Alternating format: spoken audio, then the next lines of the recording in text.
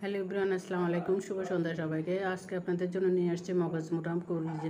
এই মগজটা ছিল আমার কোরবানির গরুর মগজ। এই মগজটাকে আমি প্রথমে ভালোভাবে রত্ননালীগুলি যেগুলি মালে ছিল পরিষ্কার করে ধুয়ে নিলাম। ধুয়ে ভালো গোটা ধুয়ে নিলাম। ধুয়ে নিয়ে একটা ফ্যানে আমি পর্যাপ্ত পরিমাণে সরষের তেল দিয়ে দিলাম। সরষের তেলে কিছু গরম মশলা দিয়ে দিচ্ছি, তেজপাতা, দারচিনি, এলাচ, লং। দিয়ে দিচ্ছি কিছু রসুন কুচি। রসুনগুলিকে একটু মিহি করে কুচি করে নিলাম। দিয়ে একটু যখন হালকা ফ্লেভার ছড়াবে তখন দিয়ে দিচ্ছি ধুয়ে রাখা মগজটাকে দিয়ে আমি ভালোভাবে একটা হাতা খুন্তির সাহায্যে একটু কেটে দিব। কেটে কেটে কেটে জাস্ট একদম জোড়া জোড়া করে ফেলবো। ওখানে আমি দিয়ে দিচ্ছি হলুদ গুঁড়া, মরিচ গুঁড়া,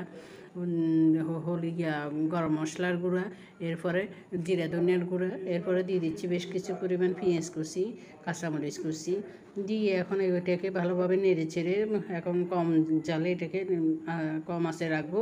নেড়ে চেড়ে দিব মাঝে মাঝে নেড়ে চেড়ে দিয়ে এটাকে একদম বুনো বুনো করে ফেলবো। যখন তেলটা উঠে আসবে আমি এখানে কিন্তু কোনো পানি দিই নি।